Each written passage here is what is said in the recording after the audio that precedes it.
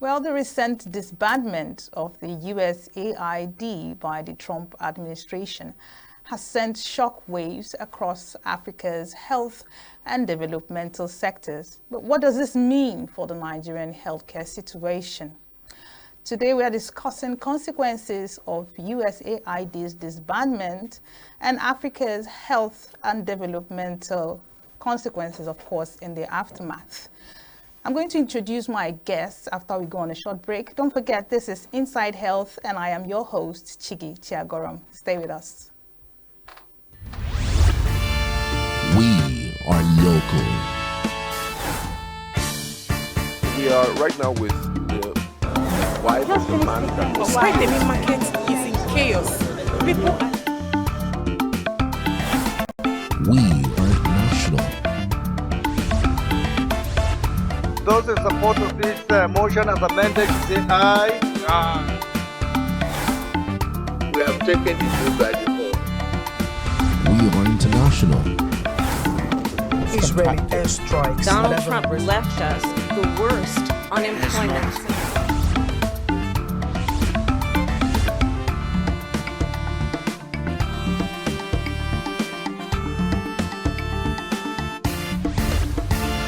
Signature TV, news in your pocket.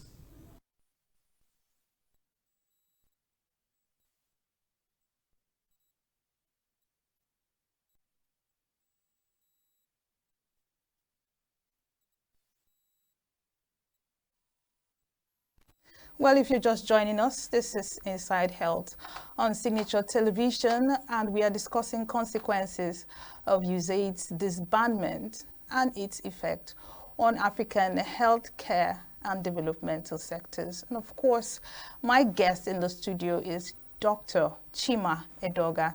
Dr. Chima Edoga is the General Secretary, Nigerian Medical Association in chapter. Good day, Dr. Edoga, and thank you for joining us this morning. Good day. I beg your pardon, this afternoon. Thank you. Thank you for having me.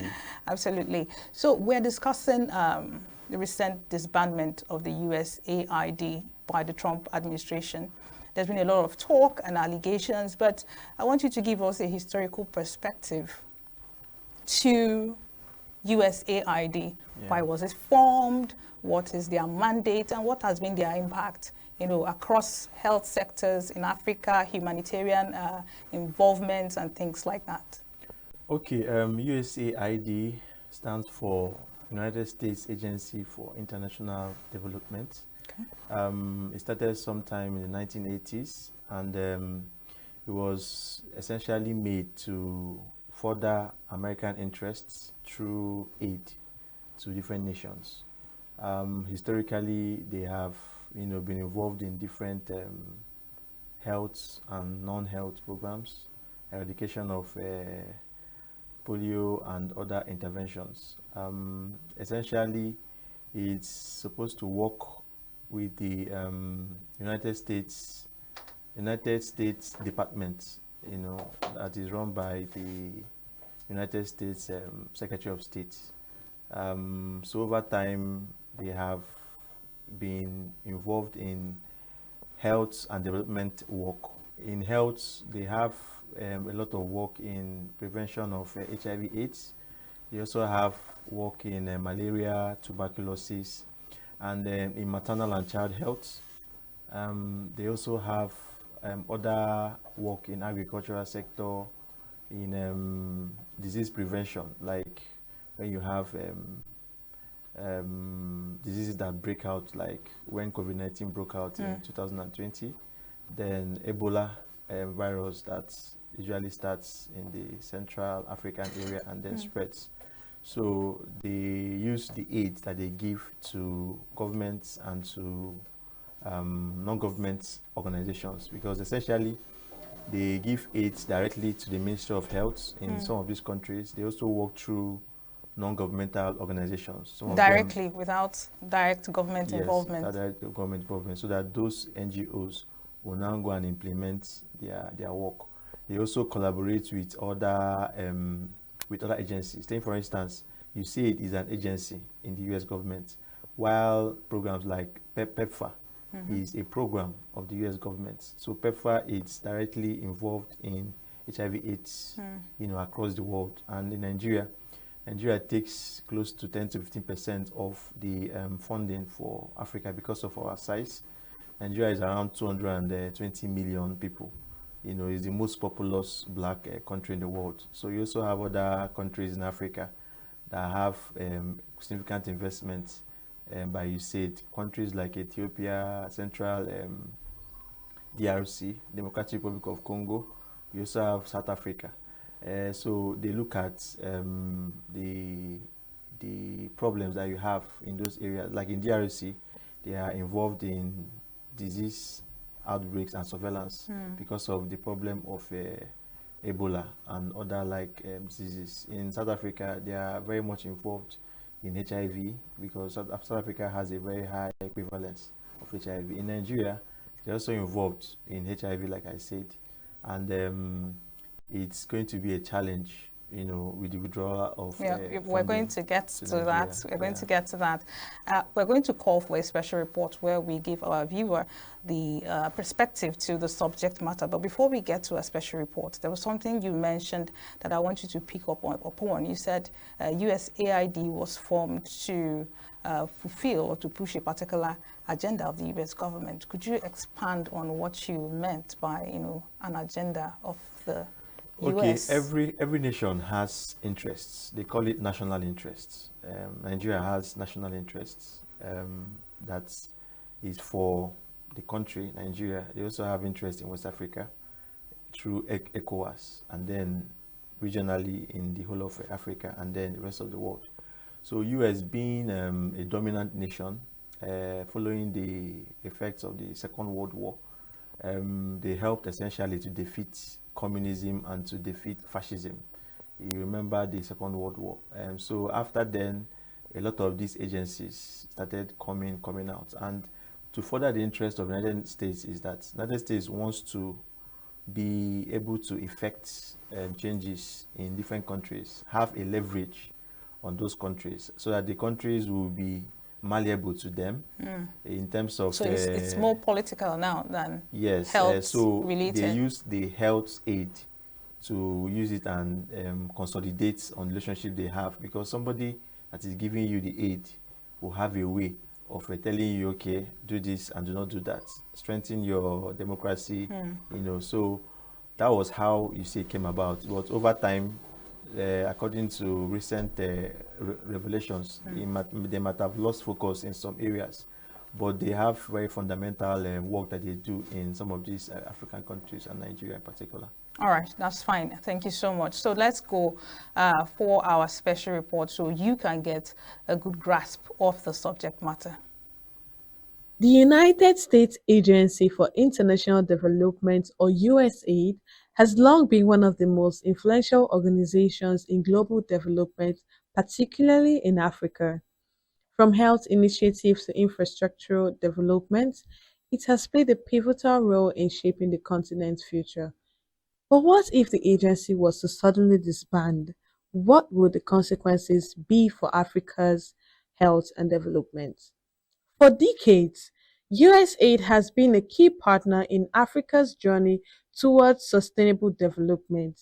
Its reach spans across dozens of countries, impacting millions of lives. But now, imagine a world without this crucial agency, without its funding, expertise, and vast of network partnerships.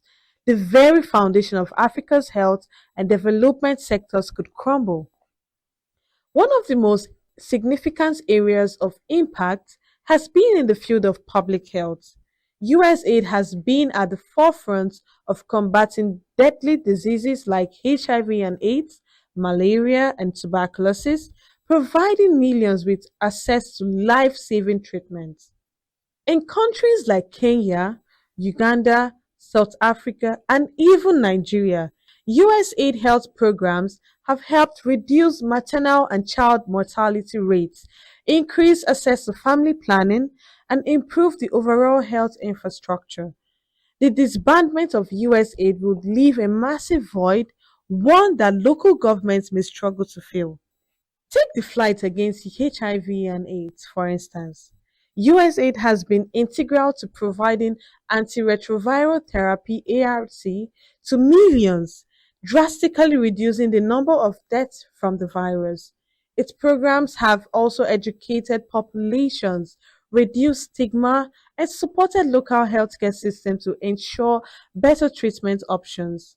In the aftermath of USAID disbandment, many of these programs would have faced an uncertain future. Without sustained funding, thousands of individuals could lose access to treatments, and the progress made over the past few decades could be reversed. Similarly, malaria programs, funded and organized by USAID, have played a major role in reducing malaria deaths through insecticide-treated nets, indoor spraying, and effective treatments. Without continued support, malaria rates could spike, leading to a devastating increase in preventable deaths across Africa. In the wake of USAID's disbandment, African governments would be left with the heavy burden of filling the void. While some nations have made strides in increasing self-sufficiency, many lack the infrastructure, expertise, and resources needed to replace what USAID has contributed. Other international donors Other international donors, such as the European Union, World Bank, and the United Nations, may step in to fill some of the gaps. However, no single organization can match the scale and reach of USAID. Local governments would need to rely more heavily on private sector partnerships and non-governmental organizations to address the most pressing health and development needs. But aimed all these institutional changes, it is the human toll that stands as the most significant consequence. Millions of people rely on the services and programs funded and coordinated by USAID. In the absence of this support, vulnerable populations, especially women, children, and the elderly, would bear the brunt of the crisis. Those struggling with chronic diseases, malnutrition, or lack of education will find themselves more isolated, and their prospects for a better future would become more distant. This disbandment would not just impact a few, but would reverberate across families, communities, and entire nations. This disbandment of USAID will mark the end of an era, but it would also be an opportunity for Africa to take charge of its own future. While this might inspire innovation and resilience in some, it would require immense effort, investment, and time resources that many countries simply don't have. International organizations, local governments, and African citizens would need to come together to ensure that the hard-won progress is not lost. But without continued support from the major international donors, the road ahead might be long and fraught with challenges. The consequences of USAID's disbandment would undoubtedly leave a lasting impact on Africa. Health, education, economic development, and political stability, pillars of a thriving continent, would all be threatened. The aftermath would be felt for generations unless certain efforts are made to fill the gaps and build a more self-sustaining future. In the end, Africa's resilience may be its greatest strength, but it cannot face these challenges alone. The support that has come from international aid organizations like USAID has been vital. Its disbandment would make a profound shift, one that would shape the destiny of Africa for decades to come.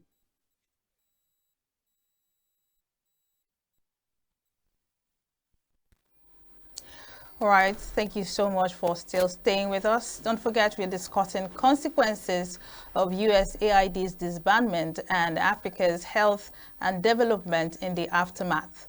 And don't forget we want to hear from you. So go on over to our social media platforms, go like, comment, share, follow. We want to feel your heartbeat and know what's on your mind. Still here with Dr. Chima Edoga, and we are discussing this subject matter of the USAID disbandment.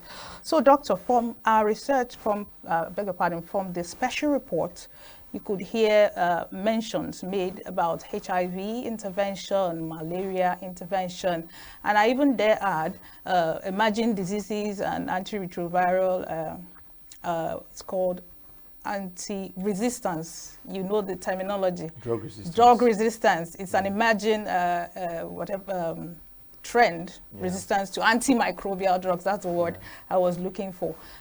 How dire is this situation, this disbandment for Nigeria? You know, given all this HIV, malaria, maternal health, resistance, how dire is the situation for Nigeria? And are we ready to meet, match what is expected of us to meet, to meet this challenge head on? Okay, so your question is in two parts. Okay. So the first part is how dire the problem is. Okay, so we are going to use HIV AIDS to give an example. So when somebody is diagnosed with HIV, the person runs some tests to know the impact of the HIV on the immune system. Tests like CD4. Those that have HIV will understand it. And then some other tests to test their liver function and other functions. Then they are commenced on special drugs they call antiretroviral drugs. So these drugs are supposed to achieve different purposes. One is to ensure that HIV does not move to the stage of AIDS, which is advanced immune deficiency syndrome. AIDS is where you see the person lose weight, the person can easily fall ill from any disease like pneumonia, and the person can die.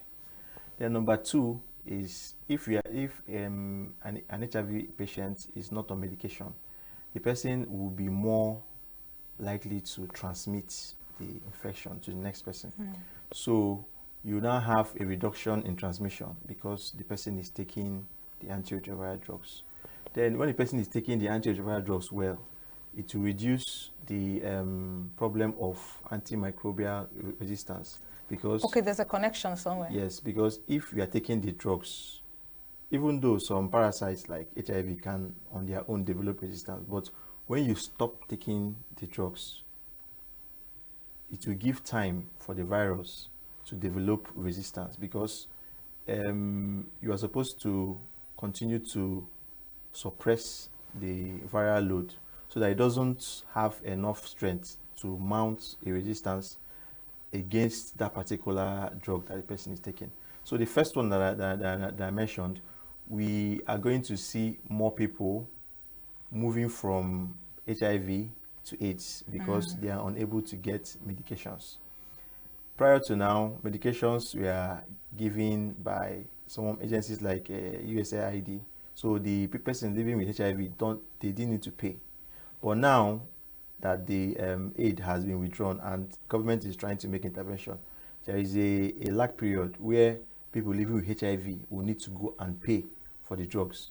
And we know what is happening in the economy. So many people will not afford to pay it. So now you have more people moving from HIV to AIDS, which means that more people are going to die.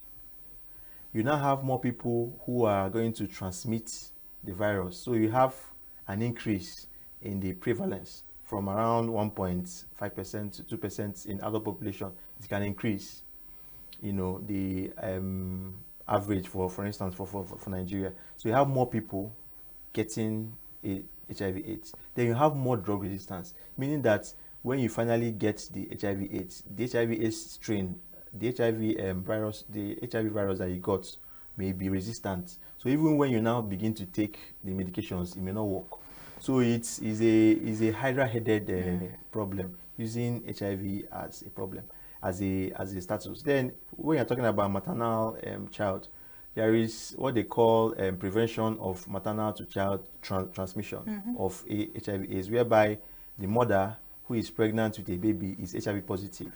But with if the mother is taking the medications, the mother is able to prevent the virus from moving through the placenta to the baby. So when the mother is taking the HIV drugs, the baby has a very low chance of getting the virus. So now you may have more babies born to HIV mothers developing HIV, and HIV is a long-term disease. So you may have more children who have HIV because they were born to mothers who were not taking their medications, and those children will be more at risk of dying under 5. So it will not only increase mortality among ordinary adults, it may also increase mortality among pregnant women and also increase mortality among the children. So it has a cascading effect. I'm just looking at HIV. When we look at malaria, we look at tuberculosis, similar thing plays around. For instance, tuberculosis is a very is a disease that has treatment, even though it also has a drug resistance problem like HIV, and there is a relationship between HIV and tuberculosis. People who have HIV/AIDS, that means the HIV has moved to AIDS, are more likely to come down with tuberculosis. So now you will see people having AIDS and then having tuberculosis. So it will be a double jeopardy. And people who have tuberculosis, it also reduces their immune system. So their HIV may move over to AIDS. So there is that unholy relationship between HIV and tuberculosis. Then malaria is a killer for under five children, and also for pregnant women, and then the rest of the population. And the prevention is using of mosquito nets, spraying of insecticides, and taking medications when the person gets down with the malaria. So now you have, because mosquito nets essentially are supposed to be given free. If you check most of the mosquito nets, you see Usaid on the mosquito net, meaning that these mosquito nets were supplied by Usaid.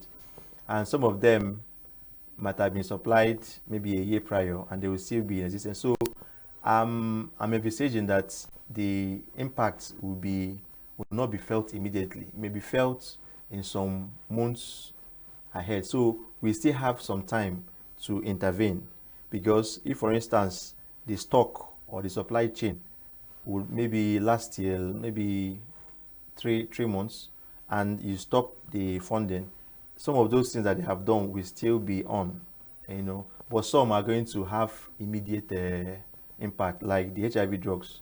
Is something that people take on everybody that has HIV takes the drug every day.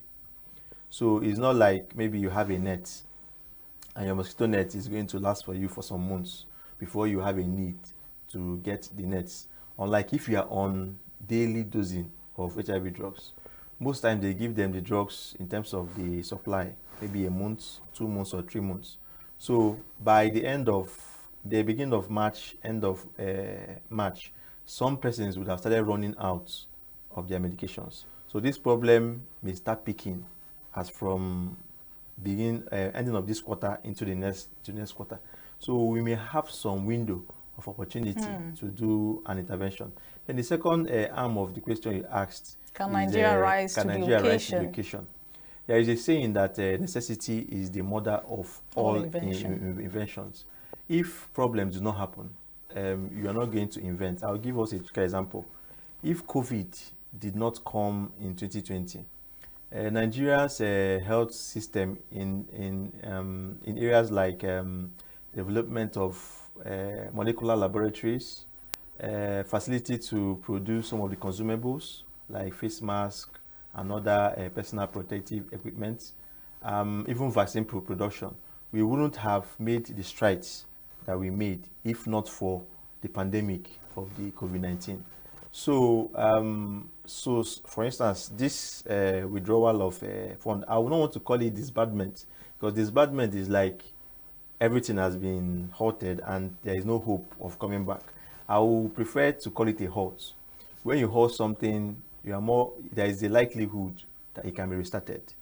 Following. But are there signs to show that? Yes, there are signs. Following some of the comments made by the Secretary of State of the United States, Marco Rubio, Senator Marco Rubio, they may want to restart some health initiatives of the USAID, like HIV, malaria, tuberculosis, and some other humanitarian aspects. And then they will now go low on some of the controversial aspects of the USAID.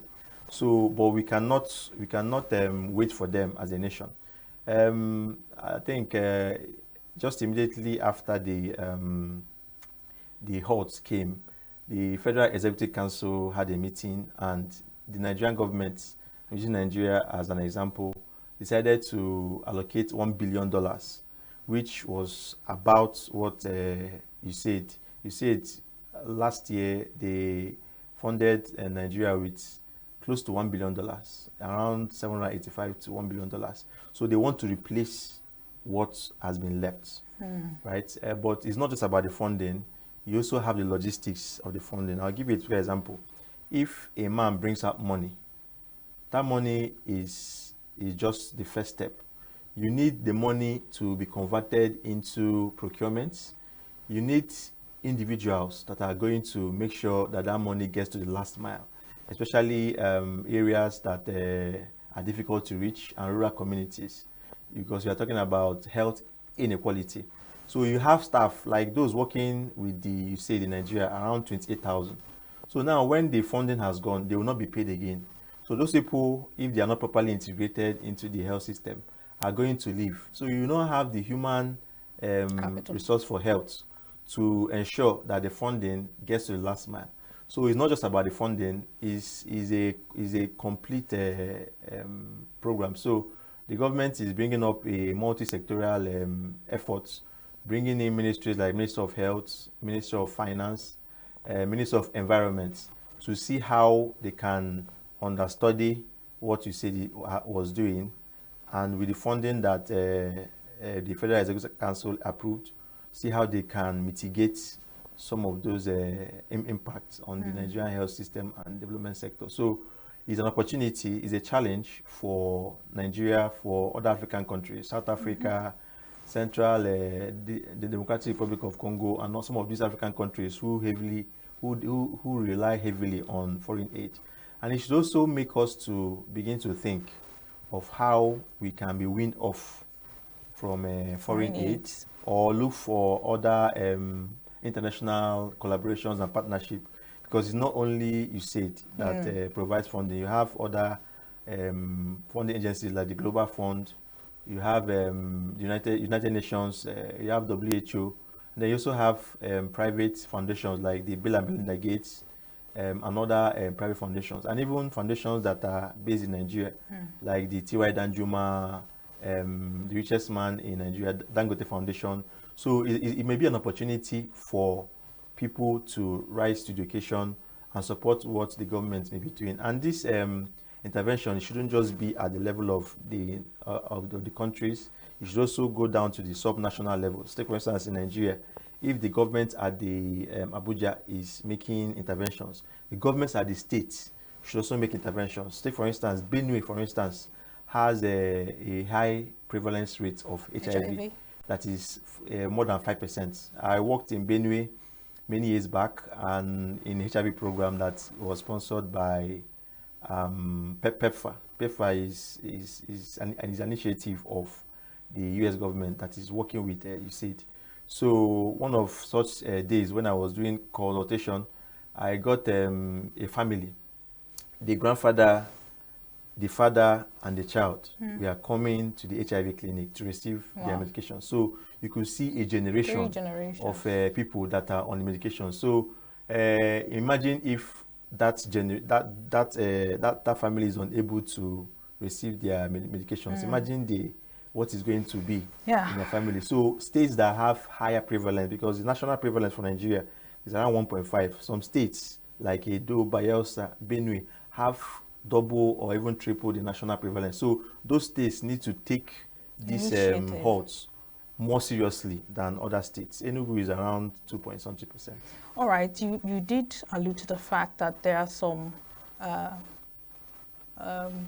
allegations, for lack of a better word, leveled against the USAID, because you mentioned that they are going to concentrate, the American government is going to concentrate on health-based initiatives and stamp down on the diversity inclusion initiatives. And then recently, some allegations have actually cropped up saying that USAID has indirectly been funding terrorism, yes, especially in Africa. What are your thoughts to this? And is there any basis or even any iota of truth or evidence to show that this is actually what's obtainable? Because if that is the case, then it should make a case for the American government. Yes, so your question is in two parts. Again, in two parts. The first allegation, which I don't think is an allegation, because there are documentations to that, to show that the USAID, some of the bureaucrats within the USAID, have been funding programs that have to do with diversity, equity, and inclusion. And some African countries are averse to some of these policies.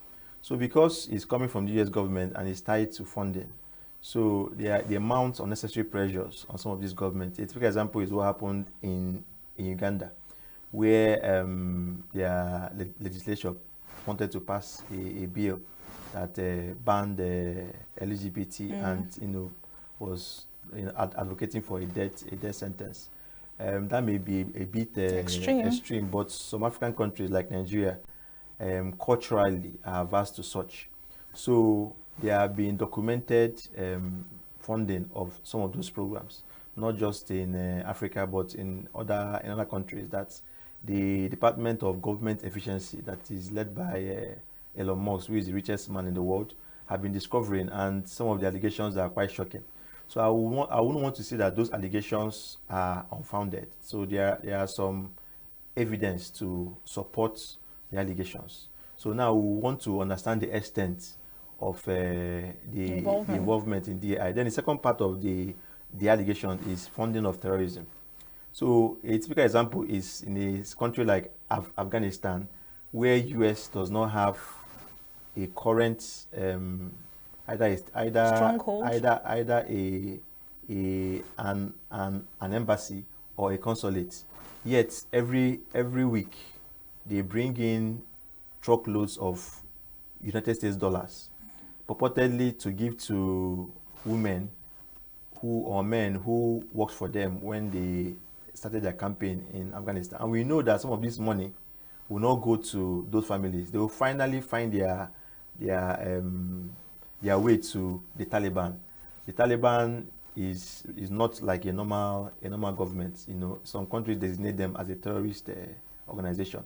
Then you now come to West Africa, where you have organizations like Boko Haram, terrorist organizations like Boko Haram, ISWAP, ISIS, Al-Qaeda, and some of the other terrorist groups. So the allegation is based on even some pronouncements by some military generals that some of the NGOs enter into the areas that have sway, that those terrorist organizations have sway. They interact with them. Some of them, they say that they want to give medications, they want to give vaccination. So they may not truly know what is going on, what exchanges are done.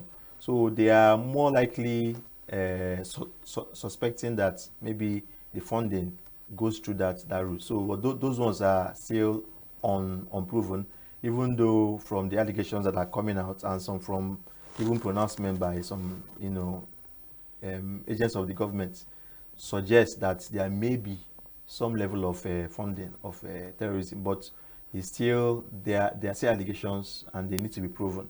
But for the allegation of funding of DI, those ones have evidence to them, and I believe that if and when the funding by USAID is restarted, those DI funding will not be restarted, at least for the duration of the Trump administration, because some of these things, they vary with the administration. I know in the US government, it swings between the Democrats and the Republicans. The Barack Obama administration handed over to Republican administration in 2016, and then the Republican administration handed over to Joe Biden in 2020, and then now in 2025. Back to Republican. We are now having all right, let's swing a little bit towards the political aspect.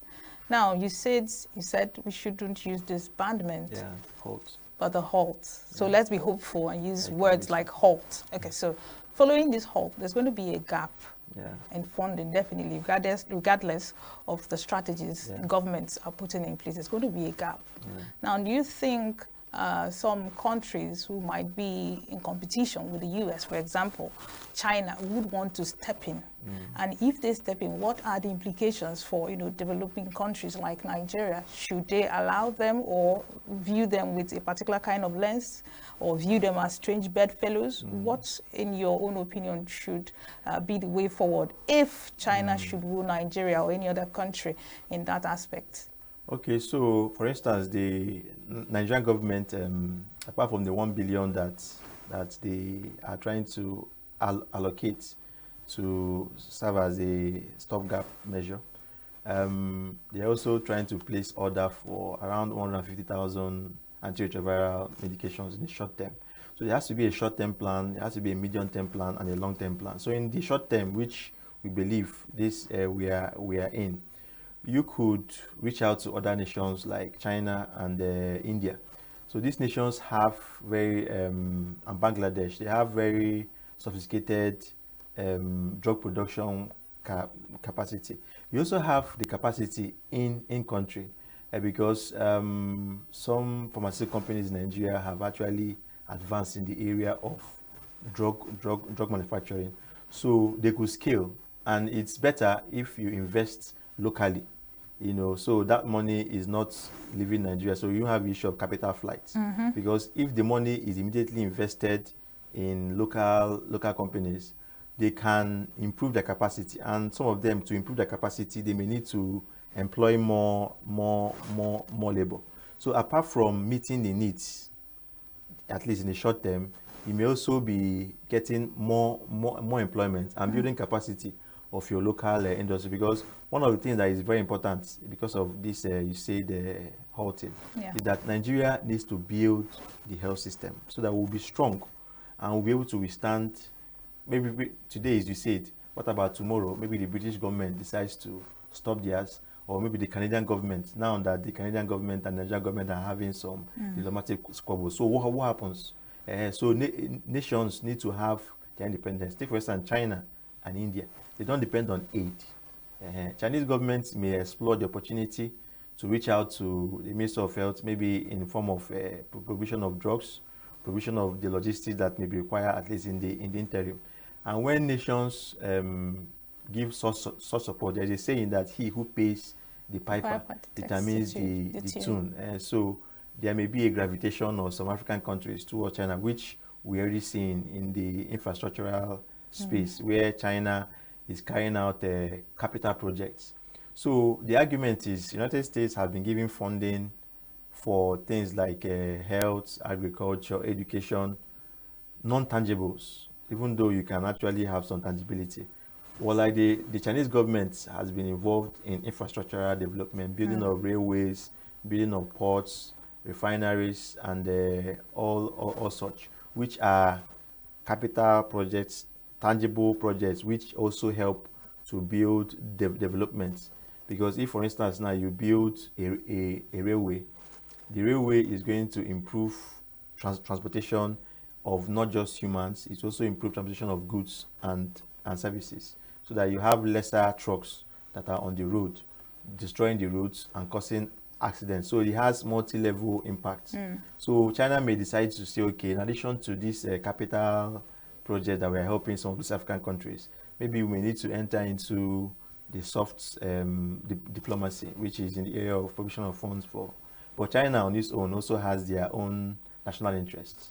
Like China is aggressively developing in the military space, in the technology space. They are currently in a technological AI war with the United States. So it may not be in their interests, but I'm not here to speak on what is the interest of the People's Republic of China, but it's an opportunity that some countries can explore.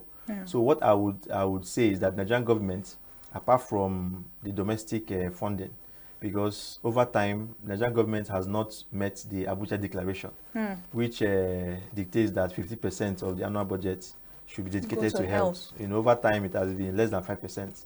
So I'll give it to this administration by President Bola Tinubu, whose government has increased the funding to around 5.18%, which is still higher than the 4%, but it's far lesser than the 15%. So it's what African countries, in fact, WHO allocates 30%, but African countries came to Abuja in 2001 and they all agreed that it's 50%. But I don't think there's any country that has reached 1/3 of that 50%. So it's a challenge. And then secondly, apart from domestic funding, to also explore other funding avenues and try and build the international capacity of Nigeria to be able to attract some of this funding. But there must be a medium and a long-term plan to win the country, African countries, away from funding, because funding is not supposed to be indefinite. Yeah. All right.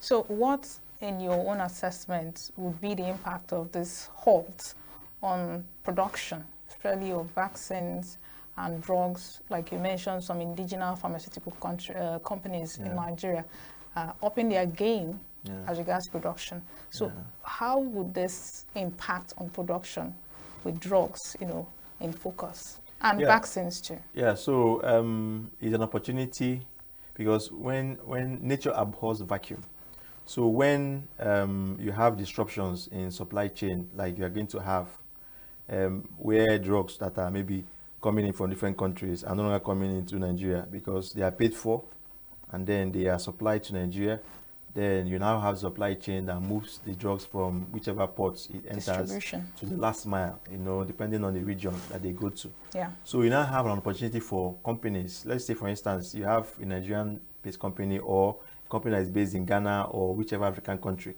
They can, assuming they were producing, let's say, X amounts of antiretroviral drugs, because some of those drugs are generic. By being generic, it means that they don't have patent again. Their patent life has expired, so other companies can produce it. Because drug manufacturing is all about the capacity that you have. A pharmaceutical company that has capacity to produce different kinds of drug, all they need to do is to scale, to increase the number of production that they are doing. So assuming they are producing X number of drugs, they will now start producing X times, maybe 10 times the number of medications they're producing, to help in filling the gap for that country.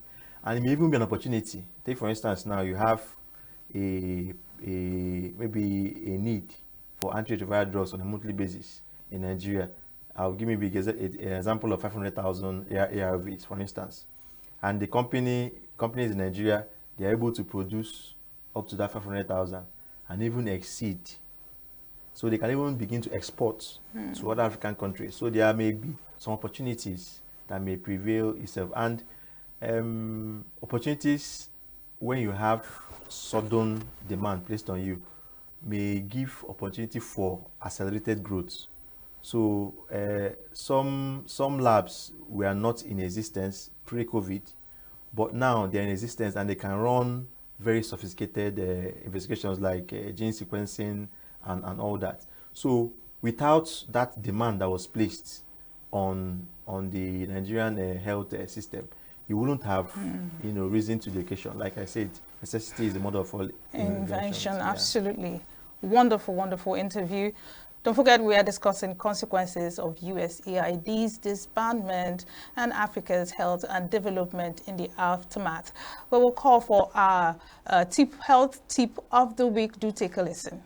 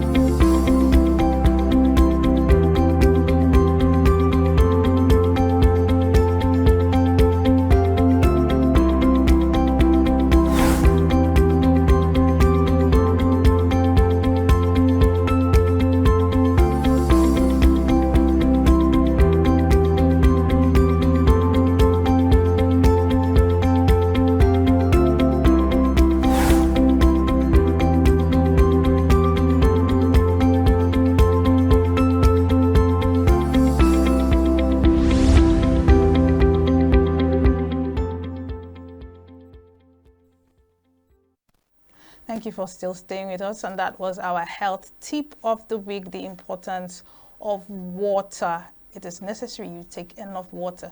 Doctors will tell us that our bodies are over 70% of water, so you need it for brain health, for kidney health, for lung health, for your general well-being. So we are still in the studio with Dr. Chima Edoga, the General Secretary, Nigerian Medical Association Enugu chapter. So doctor, tell us, what will be your parting shots? Because there is a looming shortage of HIV drugs, antiretroviral drugs. What will be some of the tips that you can give to HIV patients so that they can prepare just in case there's a shortage? What can they do to help themselves? Okay, the Nigerian Medical Association, which I'm the General Secretary, led by Dr. Sunday Okafor in Enugu State, we advocate for individual approach and governmental approach. For the individual, since it's a halt, we may be looking at the next quarter. So if, for instance, you are planning to do a wedding, you are planning to make some purchases, you may decide to say, okay, defer it. Let me go and stock up my medications for the next 3 months, so that you'll be sure that you have the medication for the next 3 months, because it's very important. Because if for any reason you don't take your medications and you are waiting for when the free medications will come, you may end up moving from HIV.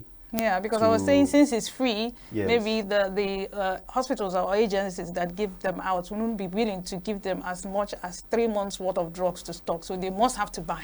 Yes, they must have to buy. And these drugs, because there is a scarcity, the law of demand and supply, when the demand is higher than the supply, the prices of the commodities begin to go up. So I will also implore on individuals that don't have HIV, that sell some of these medications, to have a human heart, because these individuals is those living HIV and those selling the HIV/AIDS drugs, you know, because it has an implication. You may think you are selling these drugs to these people at a high price, but you may end up having your relative getting infected by that individual who couldn't buy the high cost drugs. So there is an interconnection. So we need to care for one another. But those living with HIV, they need to do some, you know, re-engineering of their finances, so that they can dedicate some of their funds. I know it is difficult at this moment.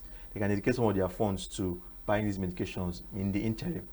Even if you cannot afford to buy for 2 months, for 3 months, you can buy for a month, and then now begin to hold, because the longer we move from the time that the HOTS was given, the more likely the drugs are going to be expensive. So if you have the capacity to get the drugs, let's say for 2 months or for 3 months, now it's better you do it, because your life may actually depend on it. Then I think there should be prioritization of maybe pregnant mothers. So if, for instance, you have limited number of drugs in a state, you know, the government may say, okay, the Ministry of Health may say, okay, let's reserve these medications to pregnant women, because we are talking about two persons, and you know, people who are just coming out from AIDS, and they are going back to becoming more stable.